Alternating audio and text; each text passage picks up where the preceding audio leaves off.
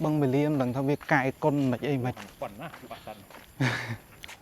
anh ấy cái thứ cái cho họ luôn đấy cái mẹ thọ đồng một cái đá cái lử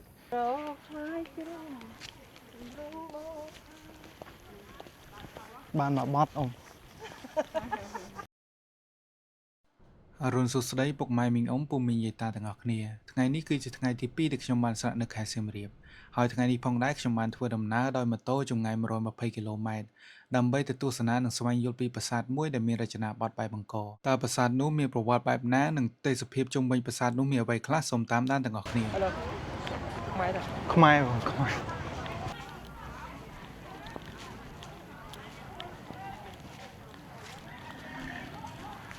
ចំការមានបោះសម្បត្តិរួច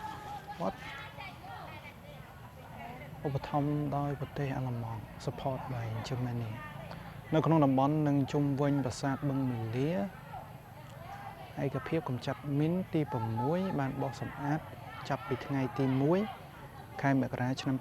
2003រហូតដល់31ខែធ្នូ2016រកឃើញមីនបំផ្លាញចំនួន438មីនយុទ្ធភណ្ឌមិនទាន់ផ្ទុះគ្រប់ប្រភេទចំនួន809គ្រាប់ឥឡូវខ្ញុំបានមកដល់ប្រាសាទបេងវេលាអ្នកខ្លះហៅបេងអ្នកខ្លះហៅបឹងតែខ្ញុំហៅមិនក៏បានដែរសំខាន់ឲ្យតែយើងស្គាល់អីដែលជារបស់យើងដែរអូមកដោយសារ Google Map ប្រាសាទហ្នឹងខ្ញុំឃើញគេនិយាយថាធ្វើជាគំរូដើម្បីសាងសង់ប្រាសាទអង្គរវត្តចឹងពីមុនមានគេដាក់មីននៅនេះទៀតអត់គួរធ្លាប់តែឃើញតាម YouTube ឬក៏ខ្ញុំ research ទៅប៉ុន្តែអត់ដូចបានមកដល់ផ្ទាល់ពេលយកមកដល់ផ្ទាល់វាមានអារម្មណ៍ថាសប្បាយចិត្តដើម្បីឲ្យបងប្អូនដឹងពីប្រវត្តិប្រាសាទបេងមាលាកាន់តែច្បាស់ខ្ញុំសូមរៀបរាប់ពាក់ព័ន្ធជាមួយនឹងអត្ថបទដូចតទៅ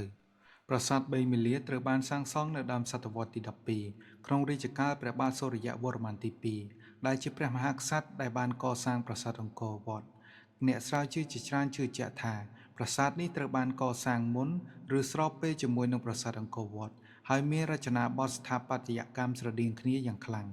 ឈ្មោះបេងមាលាមានន័យថាស្រះផ្កាឈូកឬបឹងដែលពោរពេញទៅដោយផ្កាឈូកទោះបីជាប្រាសាទនេះឆ្លងកាត់រយៈពេលជាង800ឆ្នាំក៏ដោយវានៅតែបង្ហាញពីភាពអស្ចារ្យនៃស្ថាបត្យកម្មខ្មែរប្រាសាទត្រូវបានសាងសង់ពីថ្មភក់មានកំពែងវិចិត្រសាលផ្លូវដើរនិងចម្លាក់ដែលឆ្លាក់យ៉ាងល្អិតល្អន់អ្វីដែលធ្វើឲ្យប្រាសាទបេងមាលាមានភាពល្បីល្បាញជាងគេគឺការរួមបញ្ចូលគ្នារវាងសំណង់បុរាណនិងធម្មជាតិដើមឈើយក្សនិងឫសឈើធំៗបានដុះគ្របលើជញ្ជាំងនិងថ្មប្រាសាទបង្កើតទេសភាពដ៏អាថ៌កំបាំងហាក់ដូចជាទីក្រុងបុរាណដែលត្រូវបានព្រៃឈើលេបបាត់ទេសភាពបែបនេះបានទាក់ទាញភ្ញៀវទេសចរជាច្រើនមកពីជុំវិញពិភពលោកនិងធ្វើឲ្យអ្នកទស្សនាមានអារម្មណ៍ដូចជាកំពុងផ្សងព្រេងនៅក្នុងសម័យអតីតកាលទោះបីជាប្រាសាទមានការបាក់បែកដោយសារតែពេលវេលានិងឥទ្ធិពលធម្មជាតិក៏ដោយក៏ភាពរឹងមាំនិងសិល្បៈដ៏អស្ចារ្យរបស់បុព្វបុរសខ្មែរនៅតែអាចមើលឃើញយ៉ាងច្បាស់រាល់ដុំថ្មនិងរាល់ចម្លាក់ដែលផ្ទុកដោយប្រវត្តិសាស្ត្រនិងបង្ហាញពីភាពវៃឆ្លាតរបស់អ្នកសាងសង់ក្នុងសម័យអាណាចក្រខ្មែរសពថ្ងៃនេះប្រាសាទបេងមាលាគឺជាគោលដៅដ៏ពេញនិយមមួយដែលសម្រាប់អ្នកចូលចិត្តធម្មជាតិប្រវត្តិសាស្ត្រនិងការថតរូបខេត្តសៀមរាបឡើងអស់ខ្យល់សួរថាខ្ញុំចង់ទៅភ្នំពេញវិញអត់ចង់តែមិនឥឡូវចង់នៅយូរទៀតដើម្បីទស្សនាប្រាសាទអស់ទៅនៅសៀមរាបប្រាសាទច្រើនណាអត់អាចសន្មតថាពេលណាអស់មានប្រាសាទខ្លះដែលគេនិយមទៅចឹងទៅហើយខ្ញុំ research ថាមានប្រាសាទខ្លះទៀតដែលអត់សូវមានអ្នកស្គាល់ដូចវីដេអូខ្ញុំកាលខ្ញុំចេញប្រាសាទប្រាសាទកងណយដូចអញ្ចឹងមានអ្នកខ្លះក៏ស្គាល់មានអ្នកខ្លះទៀតក៏អត់តែប្រាសាទនេះធំខ្ញុំបាន research ខ្លះដែរគេថាប្រាសាទហ្នឹង គឺជាប្រាសាទមួយដែលគេធ្វើឡើងដើម្បីជាគំរូមួយដែលយកទៅកសាងប្រាសាទអង្គរវត្តជំនួយខ្ញុំព្យាយាម research ថែមឲ្យ voice over ចូលនៅក្នុងវីដេអូហ្នឹង the best one ខ្ញុំអត់ដឹងថាអូកន្លែងនេះកន្លែងហ្នឹងឯងដែលដូចប្រាសាទអង្គរវត្តអូ Oh my god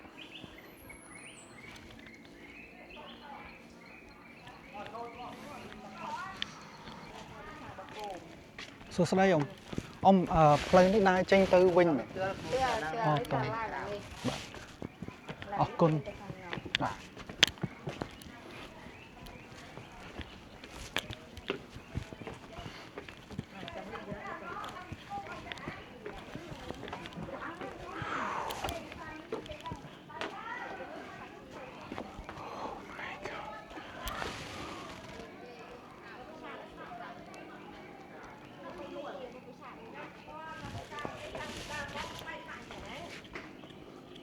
ជាងបោះប្រាសាទនឹងស្អាតមិនដឹងថាស្អាតប៉ុណ្ណាពេលដែលធ្វើឲ្យភ្លាមណាប្រឡោះនេះដែលនៅក្នុងប្រាសាទអង្គរវត្តដែលគេនិយាយតែក្នុងនេះគេបិទអត់ឲ្យដើរកន្លែងនេះបើបើកឲ្យដើរតែពិបាកដែរព្រោះប្រាសាទហ្នឹងវាស្អាតដោយសារតែមានព្រៃតែអញ្ចឹងបើសិនជាកាប់ចេញទៅវាពិបាកវាបាត់បង់សោភ័ណភាពពេលខ្លះខ្ញុំមានមោទនភាពនៃការជាកូនខ្មែរឥឡូវសួរថាប្រាសាទអញ្ចឹងជនជាតិផ្សេងធ្វើកើតអត់ខ្ញុំហ៊ាននិយាយថាអត់កើតនោះជនជាតិផ្សេងអត់មានអ្នកគេធ្វើកើតទេ Look at this អូផ្លូវនេះប្រហែលជាធ្វើទៅតាមហួងមិនរុងទេអូល្ងិត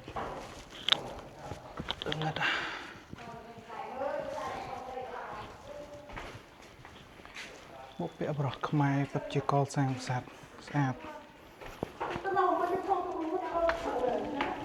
នេះគេដាក់បេតុងឲ្យដើរទេតាគាត់ថាហេល្ងិត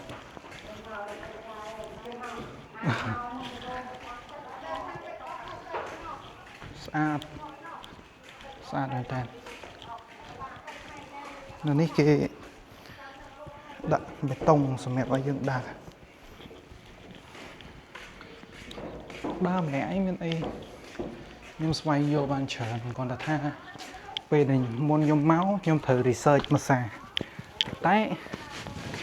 មានអារម្មណ៍ថាវាអត់ច្បាស់ដូចពេលមក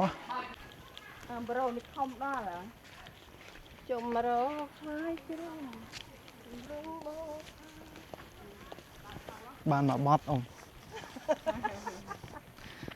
អ៊ំចេញមកពីណាវិញអ៊ំពីខាងបកងអូថ្ងៃនេះដោយសារតែហែទេភាសាមកបានមកដល់ប្រាសាទបឹងមាលាបាទប្រាសាទនេះស្អាតទេស្អាតឃើញទេគូប្រាសាទហ្នឹងខ្ញុំតាមខ្ញុំមើលតាម website គេថាប្រាសាទហ្នឹងគំរូរបស់ប្រាសាទអង្គរវត្តគេធ្វើដើម្បីជាគំរូហើយគេយកទៅធ្វើប្រាសាទអង្គរវត្តតាំងពីកើតមកចាស់អញបាទអត់ទៅបាកងទេខ្ញុំថារហូតទៅប្រាសាទបាកងដែរតាប្រាសាទបាកងនៅល្អចាស់បាទស្អាតណាស់ប្រាសាទបាកងអត់មានខុសខាតអីទេបាទមកថតលេងណែទៅវត្តប្រាសាទបាទពីមុននៅពេញបាទខ្ញុំនៅពេញហើយខ្ញុំចង់មកខ្ញុំមកគេង2យប់3ថ្ងៃសូម្បីតានេះស្រកអ៊ំក៏មិនចាំឃើញក៏វត្តខ្លះបាទយាយវាយកថាខ្ញុំថាដាក់ទៅមើលក៏គូក្តាស់ឃើញហើយយុឡើងចិត្តហោសត់លេណាពីណារៀនហាងណាតាអូគាត់ទៅ500ម៉ែត្រកន្លះគីឡូដី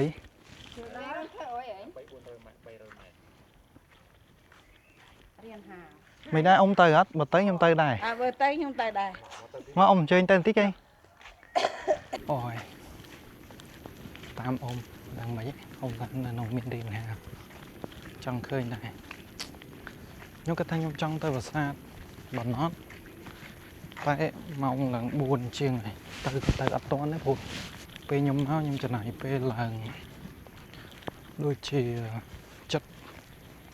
mà máu đáy nhung trên mà vì nó mong pi hạ bấy mà đó đi mong buồn nó này máu chỉ máu linh phong ấy phong lấy từ xa pi nè ông chơi nhau vì nè xa lúc hả ông nó nâng mền xa lúc nhưng tâm mà lên xin việc lực tìm môi ông bạn thì nhưng thọt vì tao ở đây ông này thọt tôi còn nữa sao thì ông có lại lan trên trào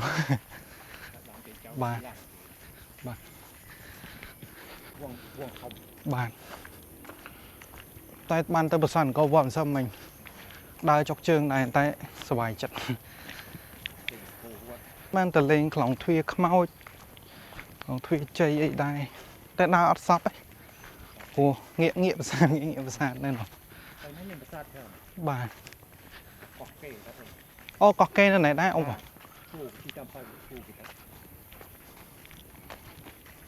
nông cả lên chất nông đai nhâm chi màu nhâm miếng sẽ chơi cái này nôn tích nhâm mơ tam của gò mẹp bà bọt chuối bà động vật xa đó ông ơi đa mà này ấy dân hiện ngon tích bà ông nơi xa lú hả bà vì nó tới ngay vậy rồi ngay đây ô riêng hà riêng hà nó ai tha cho nó muốn cái lạnh cái đa châu màu không mà ta ô nhưng khi nhầm mốc đôi chữ miền cái lạnh châu đấy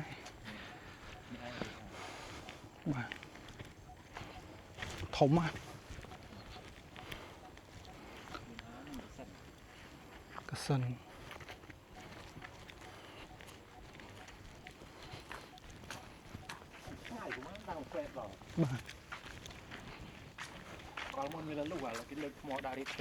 ô cảm ơn về lúng à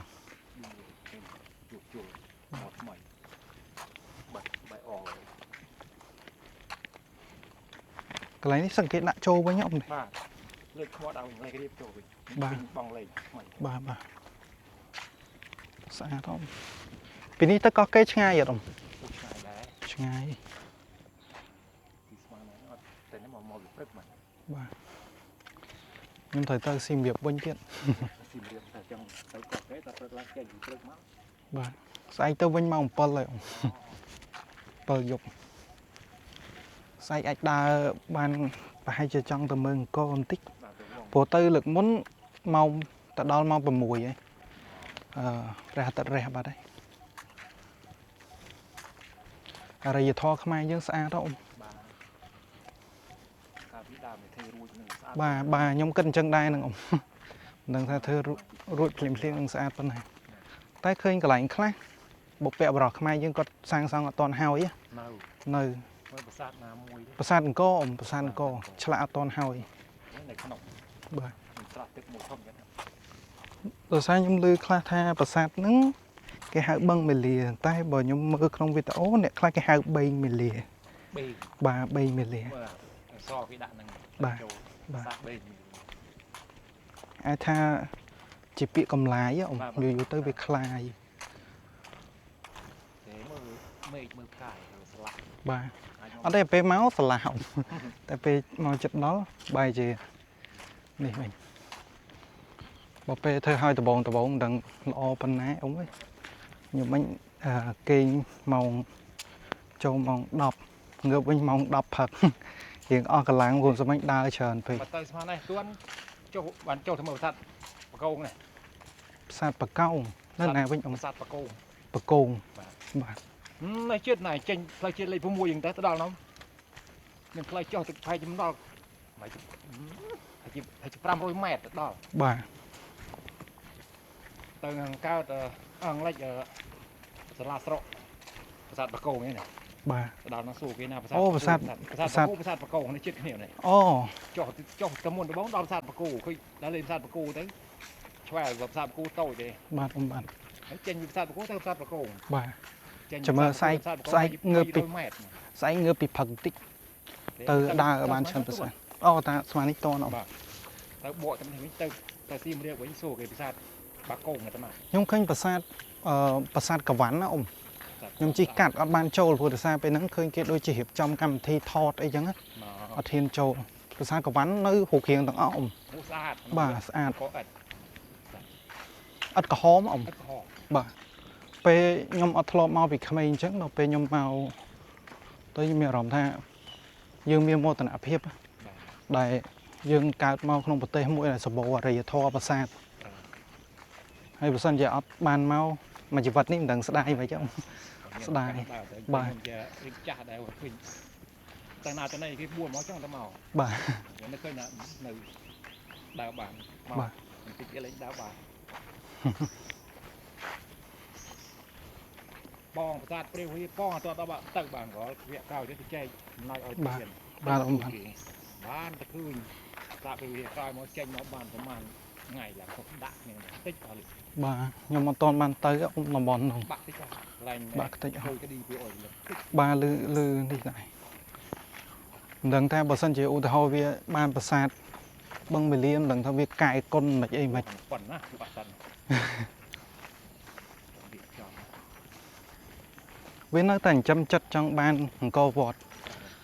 ព្រោះដោយសារវាអត់មានប្រទេសណាដែលធ្វើដូចយើងអ៊ំវាកម្រនឹងមានកម្រទេគឺគ្មានសោះហ្មងដែលអាចយកចឹងមិនឃើញវាព្យាយាមយកប្រាសាទអង្គរវត្តទៅធ្វើនៅលើប្រទេសវា តែលឺសូចាស់ពីដើមនិយាយថាតើពីសម័យនោះដែលវាវាយបានប្រងឲ្យរឿងអង្គរវត្ត បាទលឺដែរតាអ៊ំលឺដែរ ដាក់ទៅនឹងកា កន្លែងនេះអាចឃ្នៀបគេអ៊ំតែធ្វើគេដាក់ថ្មឲ្យវាខំចូលគ្នានេះប្រឡោះ ធ្នាក់ដៃ បាទធ្នាក់ដៃ អានេះគេធ្វើគេចោះរុនយីដែរគេមានអាថ្មដុំមួយគេដាក់ពីលើ ដូចតែយើងធ្វើសំណង់រាល់ថ្ងៃដែរអ៊ំមានដៃ មកមកគិច ស្វា ក៏មាន អូកូនក្មេងហ៎ អត់មានស្វាដូចអង្គរទេអង្គរ ស្អែកទៅបកងដល់បាន កងចូលចំឆ្នោតជាតិនោះចូលប្រាសាទណែបកគោ គោបាទព្រះគោអ៊ំ បាទប្រាសាទបកគោ បាទ ប្រាសាទបកគោចេញប្រាសាទបកគោទៅវត្តប្រាសាទបកគោ បាទអ៊ំបាទ នៅចិត្តគ្នានោះ បាទ បាទទៅប្រាសាទទៅពីងផោងកាត់ហ៊ានទៅអានោះនៅក្រោមគេ ក្រោម នៅក្រោមគឺមក បាទ ទៅចូល អូយប្រាសាទច្រើនណាស់នៅសៀមរាបអ៊ំអើយខ្ញុំជិះមកមិញហ្នឹងមិនដឹងថាឆ្លងកាត់ប្រាសាទបានទេគ្រាន់តែយើងគោលដៅយើងមកនេះហ្មងណា បាទប្រាសាទពីរដែរ បាទបើឲ្យខ្ញុំនៅសៀមរាបកន្លះឆ្នាំប្រហែលជាខ្ញុំអាចដើរអស់តាមមើលខ្ញុំដើរ2ថ្ងៃយកប្រហែលចិត្តដល់ប្រាសាទហើយប្រាសាទពេលច្រើនគេធ្វើឧទ្ទិសជូនព្រហ្មញ្ញ ណែ ស្មានតែស្វាវិញកូនក្មេងខ្ញុំឃើញច្រកចូលដូចជាគេដាក់ថាកន្លែងដោះមីននៅកន្លែងច្រកចូលតែកន្លែងចិត្តខ្លងទ្វារចូលអ៊ំគេថាកន្លែងហ្នឹងគេហៅឃើញមីនបាទ បានមើល ប្រមាណ100គ្រាប់ហ៎ សម័យសង្គ្រាម បាទសម័យសង្គ្រាមតែយើងបាក់បែកប្រាសាទអាចថាមកពីធម្មជាតិសង្គ្រាម សង្គ្រាមផង បាទអាយុកាលបាទ សង្គ្រាមនេះគ្របផ្លោ បាទ ត្រូវមក បើសិនជាធម្មជាតិប្រហែលជាមិនដូចអ៊ំនិយាយ បាក់ទៅមកកន្លែងមើលលូកមកដែរ បាទវាដូចយើងនិយាយកន្លែងធ្នាក់មិញអ៊ំកន្លែងធ្នាក់វាគ្នាបវាធ្វើជាប់គ្នាណាខ្ញុំទៅប្រាសាទតាព្រំសោះមិញស្អាតអ៊ំអើយ ព្រមស្អាតមែន បាទស្អាតខ្លាំងហើយធំទៀតមើលពីក្រៅទូចដល់ពេលចូលក្នុងធំនៅតែឆ្ងល់ថាបើពេលអបរោះខ្មែរយើងលើកថ្មឡើងដោយរបៀបម៉េចទៅលើកំពូលប្រាសាទបើថាយើងឥឡូវយើងសិតតែមានគ្រឿងចាក់លើកថ្មមិនរួចផង ខ្ញុំគាត់ដឹងខាងអ្នកជំនាញ បាទ ខាងវត្តស្លាប់វាថាថ្មនេះអត់មែនទេគេដាក់ខ្សាច់ បាទ កាលឡើងតិចចាប់រៀបក្រំទៅ បាទអ៊ំបាទ និយាយដូចសំហេតុសំផល សមហេតុសមផលតែគាត់ថាវាមិនមែនជាការងាយស្រួលបាទលើអ្នកជំនាញខ្លះគាត់និយាយថាភាសាអង្គរវត្តមិននៅធ្វើពាក់កណ្ដាលទីទេពធ្វើពាក់កណ្ដាលបាទ សាទនៅល្អសាទទីស្រែ ទី តែបានចូលទេ បទី សាទទីស្រែ បទីស្រែ ស្អាតណោះនៅរៀនហាលរៀនអុយចូលទៅនៅស្អាត ខ្ញុំស្ដាយអ៊ំមកតិចថ្ងៃពេក ទៅកន្លែងបដាគាត់សាបដាទេ អត់ទេអ៊ំអើយល្ងឹតឆឹងសบายម្យ៉ាងអ្នកនរគ្នាបានមកប្រាសាទបេងមាលាហើយបានជួបបំផាគាត់អ្នកនៅខេត្តសៀមរាបហ្នឹងគាត់ថាគាត់ជាមនុស្សម្នាក់ដែលចូលចិត្តដើរលេងតាមប្រាសាទដែរអញ្ចឹងណាគាត់ថាគាត់អត់សូវជាមានពេលដើរមកហើយគាត់និយាយប្រាប់ខ្ញុំថាឲ្យតែពេលឮគេហៅទៅលេងប្រាសាទណានានាអីវិញគាត់អត់ដែរចោលទេសំខាន់ឲ្យតែមានអ្នកជូនមកគាត់ថាគាត់ពិបាកនឹងជិះមកអញ្ចឹងព្រោះឆ្ងាយហើយមើលទៅគាត់ friendly មែនតើគាត់រស់រាយរាក់ទាក់ជាមួយយើងគាត់អត់ខ្វល់ថាយើងមកពីណាអីមកពីណាសំខាន់ជាជនជាតិខ្មែរតែមួយឲ្យតែគាត់និយាយខ្មែរបានគាត់និយាយមកកាន់ខ្ញុំមកគាត់អត់មានរើសអើងគាត់អត់មានខ្វាយខ្វល់ថាមកពីណាអីពីណាគាត់អត់បានសួរប្រវត្តិពងសាវតាអីទេសំខាន់គាត់បានចែកម្លែកពាក់ព័ន្ធជាមួយនឹងខេត្តសៀមរាបទាំងមូលថាប្រាសាទនៅណាស្រស់ស្អាតប្រាសាទនៅណាដែលយើងគួរតែទៅលេងប្រាសាទនៅណាដែលអត់សូវមានមនុស្សទៅហើយប្រាសាទណាទៀតដែលនៅហូបគ្រៀងច្រើនអញ្ចឹងណាគាត់ពិតជាមនុស្សម្នាក់ដែលស្រឡាញ់ប្រាសាទមែនតើអ៊ំផាបើសិនជាអ៊ំបានឃើញវីដេអូនេះផ្ញើសេចក្តីនឹករលឹកទៅកាន់អ៊ំផងអ៊ំ